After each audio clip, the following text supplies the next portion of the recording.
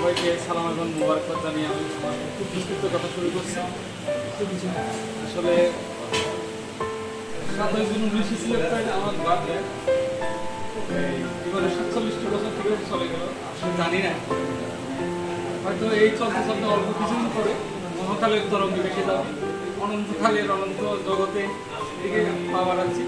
যে কোনো মুহূর্তে স্রষ্টাটাকে খারাপ করতে পারবে।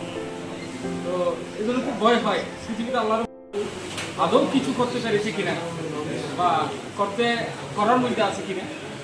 তো তবে এটাই বুকে হাত দিয়ে বলবো জীবনের শেষ মুহূর্ত বিশ্বাস পর্যন্ত যে এই 47 বছর জীবনে এমন আমার জানা সত্ত্বে এমন কোনো কাজ ছিল না খারাপ যেটা আমি করছি। এই জায়গায় একটু স্যাটিসফ্যাকশন আছে। আর আমরা যারা এখন কাজ করি, আমরা ফেলোশিপ সিটিজেনশিপ সার্ভিস নিয়ে কাজ করি।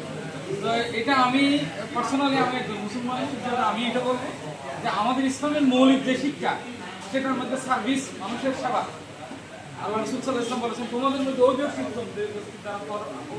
করলে সাধিত হয়। তা আসলে এই ট্রেন্ডটাকে ভিত্তি রেখে ইসলামকে ধারণ করেছি।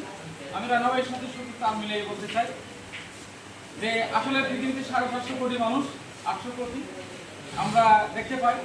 সমাজের জ্ঞানী গুণীজনদের কাছে একটা কথা যে আসলে সমাজের নাকি ভালো মানুষের অভাব, অথচ এই দেশের 16 কোটি মানুষ আমরা পা বেড়াতে পারি না, রাস্তায় গেলে হাঁটতে পারি না। হাজার হাজার কোটি কোটি মানুষ, 18 কোটি মানুষের মধ্যে নাকি ভালো মানুষের বড় অভাব।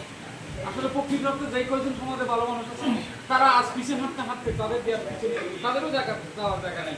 সেজন্য আমরা যারা সচেতন আমাদের কাজ হবে ওই ভালো মানুষগুলোকে সামনে এনে এই সমাজের বৃহত্তর জনগোষ্ঠী আর বিশেষ করে পিছিয়ে জনগোষ্ঠী যারা আছে তাদের আর হবে সবচেয়ে যে গুরুত্বপূর্ণ বিষয় যে সমাজে যারা অবহেলিত, নিষ্পেষিত, নিপীড়িত এবং পিছিয়ে পড়া ব্যক্তি, আমরা ওদেরকে অন্যভাবে ট্রিট করি না। আমরা বলতে পিছিয়ে পড়া মানুষগুলোকে দুর্বল বলি না আমরা, কারণ এটা তাদের ইয়াতে লাগার কথা, আত্মসম্মানে লাগার কথা। সেই জন্য আমরা বলি পিছিয়ে পড়া মানুষের জন্য আমরা কাজ করি। তো আসলে আমি আমার জীবনে কোনোদিন আমি আমার ভাগ্যে পালন করি নাই, এটা আমার পারিবারিক গর্ব হয় না।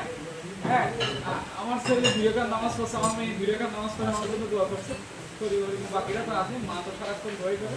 আমি বলবো শুধু আমি নয়, আমরা এখানে যারা উপস্থিত আছে আমাদের বাকি জীবনটা যেন সুন্দর সুখময় হোক এবং ভালো সমাজের ভালো মানুষের সাথে থেকে ভালো কিছু কাজ করে এই সমাজকে ইহকালের অল্প সময়ে ভালো কিছু উপহার দিতে পারে। পরিশেষে দেশ, মাযহাব, মিল্লাত, সমাজ এবং রাষ্ট্রের সর্বস্তরের মানুষের কল্যাণ কামনা করছে এবং সমাজের মানুষের জন্য যেন আমরা কিছু করতে পারি। আর এবং করতে গিয়ে আমাদের জীবনটা যেন আমরা সফলতার সহিত এগিয়ে যাই সে প্রত্যাশা করে আমি আমার কথা শেষ করছি। আমি ধন্যবাদ এবং কৃতজ্ঞতা প্রকাশ করছি প্রেস ক্লাবের সম্মানিত সাধারণ সম্পাদক যে আমাদের আব্দুল হাকিম রানা ভাই, উনি আমার